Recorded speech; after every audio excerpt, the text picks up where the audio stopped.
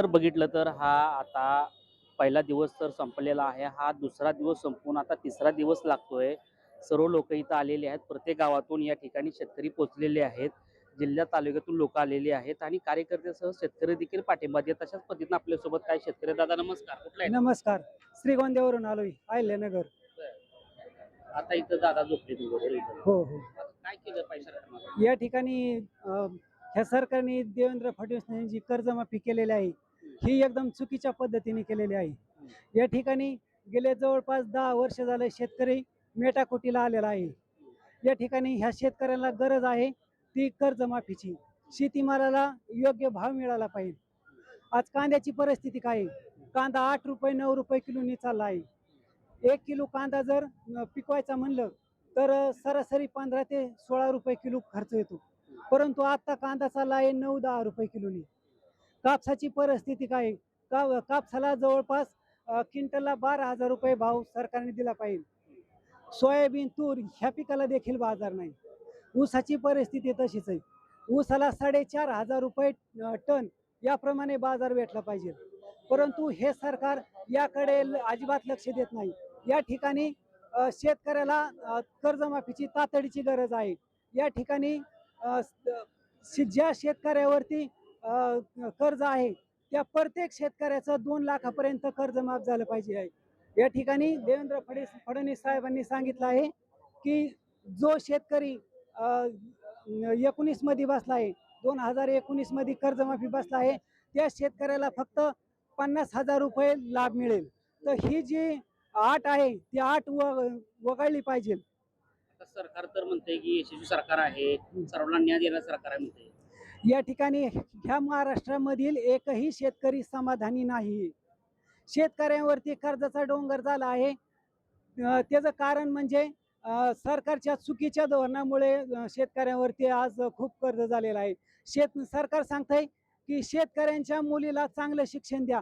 या ठिकाणी आज जर परिस्थिती पाहिली आहे तर शेतकऱ्यांच्या मुलांना शिकवायचं जर म्हणलं तर शेतकऱ्यांकडे आज अजिबात पैसा राहिलेला नाही. शेतकऱ्यांना नांगरट करायची म्हणलं, कपाशीचं बी आणायचं म्हणलं, सोयाबीनचं बी आणायचं म्हणलं तर शेतकऱ्यांच्या घरामध्ये रुपया देखील राहिला नाही.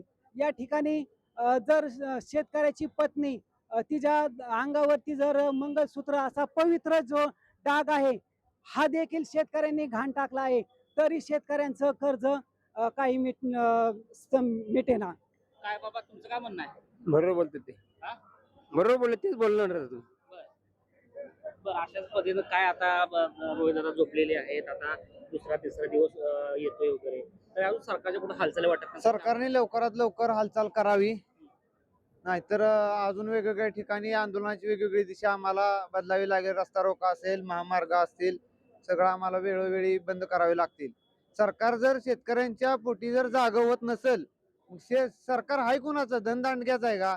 जी आम्ही मागतोय त्या द्या की आम्हाला. आम्ही काही शक्तीपीठ मागितलाय का? शेतकऱ्यांनी नाही मागितला. मग तुम्ही शक्तीपीठला कशाला प्रोत्साहित करताय? आम्ही मागतोय कर्जमाफी, ती द्यायची नाही. आम्ही दुधाला दर मागतोय, ती द्यायचं नाही. तुम्ही आणायचा शक्तीपीठ, शेतकऱ्यांच्या बोकांडी बसवायचंय. राहणं गेल्यावर काय खायचं लोकांनी?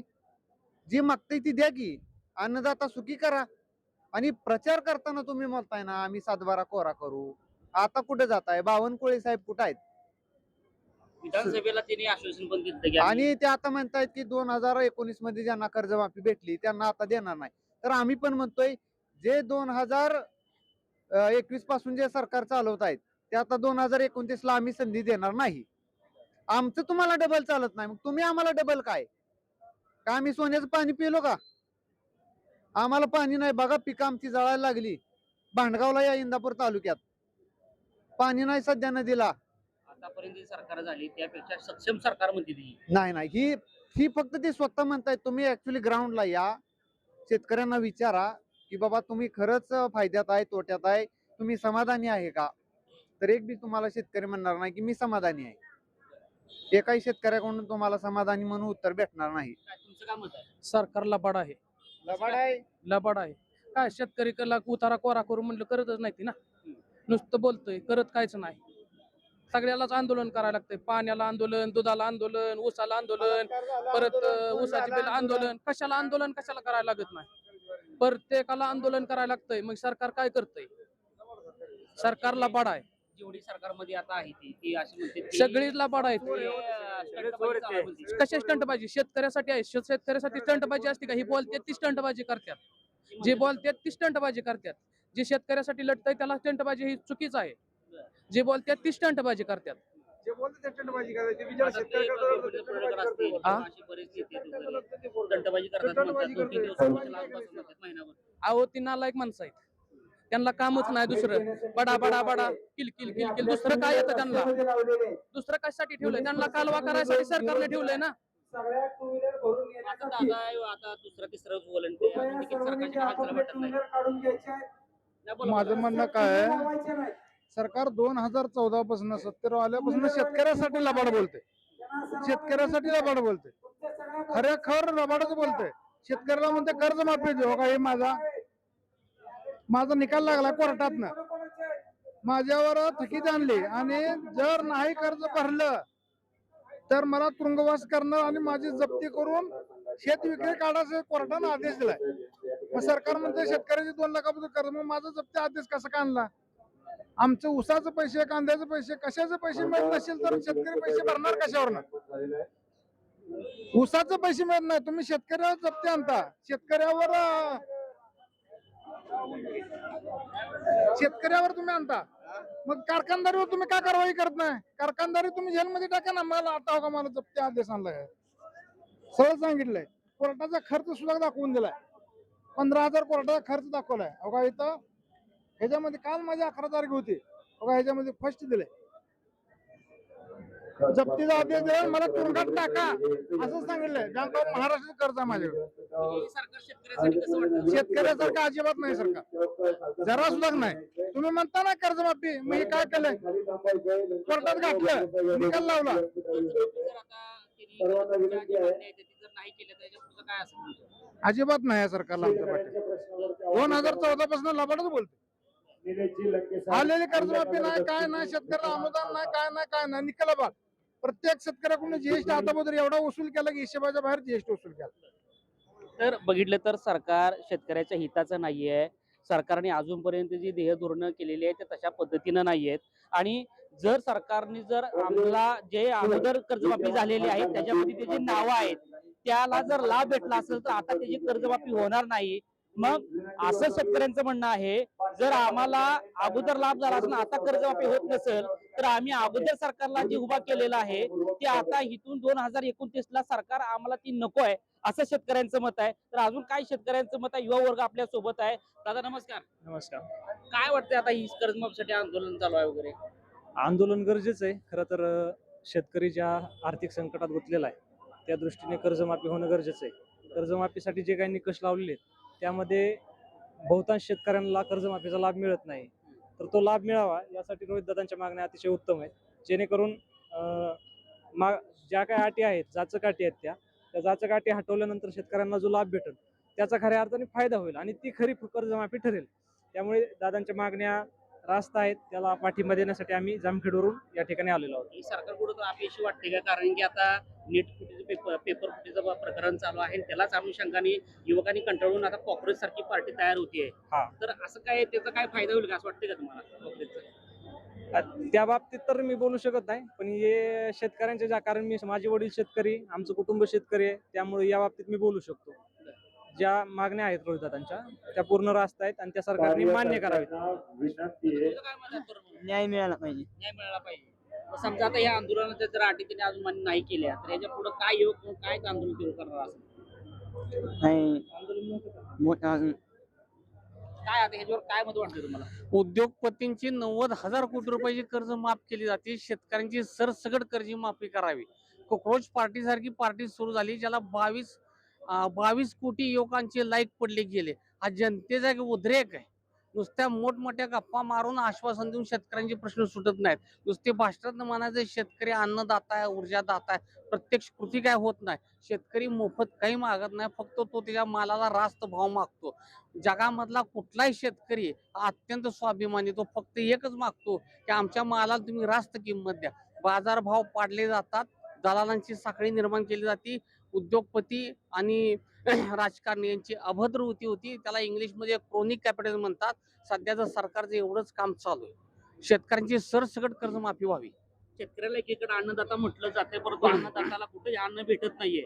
तर एकीकडे दुसरीकडे बघितलं जो अन्न करतोय त्याला अन्न मिळत नाही, पण नेते मंडळी आणि उद्योगपती मात्र असे फुगलेले दिसतात. यावर काय मत आहे तुमचं? 100% खरं आहे. नेते आणि उद्योगपती सगळे तुपाशीत, शेतकरी मात्र उपाशी, ही वस्तुस्थिती.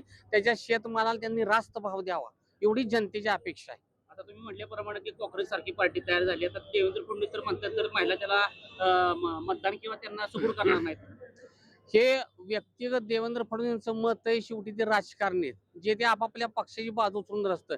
पण जेवढ्या उत्स्फूर्तपणे 22 कोटी लोकसंख्येत त्याला लाईक झाले, त्या अर्थी त्या पार्टीचा पाठिंबा दिवसेंदिवस वाढत चाललेला आहे. नीट सारखं घ्या की साधारणतः 30 वर्षामध्ये 22 वेळा नीट पेपर लीक झालेले आहेत. जी मुलं रात्रंदिवस अभ्यास करते त्यांना मेरिटवरती ऍडमिशन मिळत नाही, पण जी पोरं कॉप्या करून जाते ते MBBS ला गव्हर्नमेंट कॉलेजला ऍडमिशन मिळत जातं. ही शोकांतिक आहे. आता की म्हणल्याप्रमाणे की आता काँग्रेसची ही पार्टी आहे, तशाच पद्धतीनं काँग्रेसच्या काळामध्ये अण्णा हजारेंनी दिल्लीमध्ये जंतर मंतर उपोषण धरलं होतं, त्याच्यामुळं काँग्रेसचा फटका बसला. तसाच हा स्टंटबाजी जंतर मंतरवर यांनी केला असं म्हणते वगैरे, त्याचा फटका यांना विज्युअल बसला असं वाटतंय का तुम्हाला? काँग्रेसमध्ये संस्थात्मक स्वातंत्र्य होतं. ह्या काळात संस्थेला, इन्स्टिट्यूशनला कुठलंही फ्रीडम नाही, त्यामुळे काही इफेक्ट पडत असं वाटत नाही. लोकशाहीच्या नावाखाली चाललेली प्रत्यक्षपणे सगळी हुकुमशाही आहे. काँग्रेसचा फटका बीजेपीला बसेल काय? 100% बसेल भविष्य काळात. त्यांचे जे नेते मंडळी आहेत यांनी जर सातत्याने जर आंदोलन केली, मोर्चे केले, सरकारच्या विरोधात जर आवाज उठवला तर निश्चितपणे फटका बसेल. कारण जनता आता पर्याय शोधते. आता पालकमंत्री किंवा इतर नेते मंडळी बीजेपी मधले आहेत, ते म्हणतात की स्टंटबाजी आणि नौटंकी सध्या चालू आहे असे म्हणतात. साहजिक आहे, त्यांचं बोलणं महाग आहे. राजकारणी लोक आहेत जे ते आपापल्या बाजून बोलणार, ती म्हणणार स्टंटबाजी, नाटक हे बोलायला झालं. पण जनतेच्या मनात खरोखर आक्रोश आहे. जनता फक्त पर्याय बघते. मला सांगा की आता ही शेतकऱ्यांसाठी सरकार आहे म्हटलं, पण शेतकरी कुठल्यासाठी कुठं झटताना दिसत नाही सरकार. काय मत आहे? शेतकऱ्यासाठी अजिबात झटत नाही सरकार. शेतकऱ्याच्या पूर्ण विरोधात सरकार आहे. शेतीमालाला भावच नाही अजिबात कुठल्याच. एक तर माल पिकत नाही, पण निसर्ग साथ देत नाही. दुसरी गोष्ट, निसर्ग माल पिकला तर सरकार भाव देत नाही त्याला. खाऊ द्यायला बाप भीक मागू द्यायला, असली परिस्थिती शेतकरी चाललेली. आता ही सरकार तर म्हणतात की शेतकऱ्यांच्या हिताचा युवकांचं सरकार आहे. काही सरकार हे कामाचं नाही. ही पूर्ण विरोधातलं सरकार आहे. सरकार आजपर्यंत जे सरकार येऊन गेले त्यापेक्षा यशस्वी सरकार म्हटलं जातं. ते सगळ्यापेक्षा बेकार सरकार आहे. त्याच्यापेक्षा ती काँग्रेस बरी होती उलची. उद्योगपती सरकार आहे. काय म्हणताय? हा, हे सरकार उद्योगपतीचे सरकार आहे. अंबानी, अदानी यांचे सरकार आहे. शेतकऱ्यांसाठी काहीच करणारे सरकार आहे. शेतकऱ्याच्या शेतीमालाला भाव देण्यासाठी सरकार आलेले नाही. फक्त यांनी आतापर्यंत काय केलं, उद्योगपतीसाठी रेल्वे विकली, विमान विकलं, सगळं विकायचं सरकार आहे. सोनं विकलं भारताचं, असलं सरकार आहे. आता मग असं तुम्ही म्हणताय, ती तर म्हणतात की जर हे सरकारवर जर लोक नाराज असतील तर आमची बहुमत आलंच नसतं. नाही, ह्यांनी काय मशीन मध्ये घोटाळा केला. आता बघा पश्चिम बंगालला कालच आहे, त्यांनी पश्चिम बंगालमध्ये मशीन जाळून टाकले ते आपले EV मशीन. यांनी मशीन जाळून सगळं केलं ना. त्याच्यामुळे काय येणार नाही. आता बघा तुम्ही, आता आमचे रोहित दादा ज्यावेळेस आता काल परवा कांद्याचं उपोषण केलं त्यांनी, त्याच्यामुळे 16 रुपये भाव दिला कमीत कमी. नसतं 1 रुपये कांदा लोक रोडवर टाकायचे, म्हणजे लोक शेतकऱ्याची पळी आली होती ना. असे सरकार, ह्यांना शेतकऱ्याचं काय घेणं नाही, मोलमजुरीचं काय घेणं नाही, लाडक्या बहिणीचं काय घेणं नाही. ह्यांना फक्त मजबूर आहे. म्हणजे गोरगरिबाचं काही देणं घेणं नाही. बाबा, काय वाटतंय तुम्हाला तुमच्या काळातलं सरकार आता सरकारामध्ये काय फरक वाटतोय, पण नेते मंडळीमध्ये काय फरक वाटतोय? कितीतरी पटीचा फरक आहे. शेतकऱ्याचं हे सरकार नाहीच आहे. शेतकरी अन्नदाता आहे. आणि इकडे म्हणलं जातं शेती कृषी प्रधान देश आहे, पण शेतीच्या योजना नुसत्या कागदोपत्री वापरल्या जातात. या प्रत्यक्षात घटनास्थळी काहीच नाही. या ठिकाणी शेतकऱ्याला हे अनुदान नकोय, कुठलीच गोष्ट शेतकऱ्याला मोफत नकोय. दाखवायचे दात वेगळे, खायचे दात वेगळे सरकार. अशा पद्धतीने असल्याप्रमाणे शेतकरी स्वाभिमानी आहे. शेतकरी असा भीक मागे नाही. किती जरी संकट आलं तरी शेतकरी आता सहन करायची हिंमत आहे, ताकद आहे. परंतु शेतकऱ्याला हात आता कुणीच आतापर्यंत राहिलेला नाही. काँग्रेस सरकारमध्ये बरं होतं. शेतकरी नोकरी, पगारी, कर्मचारी, भिकारी सगळे समान होते काँग्रेसच्या काळात. आता फक्त नावानिशी हे आमकाय तमकाय. आता फक्त सत्ता, सत्तेतून पैसा, पैशातून सत्ता, एवढं चालतंय. अशा पद्धतीनं सरकार आहे की सत्यातून पैशातून सत्ता हे सरकार आहे की पहिल्या सरकारामध्ये काँग्रेसमध्ये गरीबापासून ते श्रीमंतापर्यंत सगळी एकत्र असायची, परंतु ही फक्त नागरिक सरकार असं म्हटलं जातंय आणि इतर शेतकऱ्यांना कुठे जवळ धरलं जात नाही किंवा शेतकऱ्यांच्या हिताचं सरकार नाहीये. शेतकऱ्याच्या तोंडाला पानं पुसायचं काम हे सरकार करतंय असं या ठिकाणी म्हटलं जातंय. आणि या ठिकाणची जे शेतकरी आलेले आहेत पूर्णतः या सरकारवरती नाराज आणि तीव्र विरोध करतायत.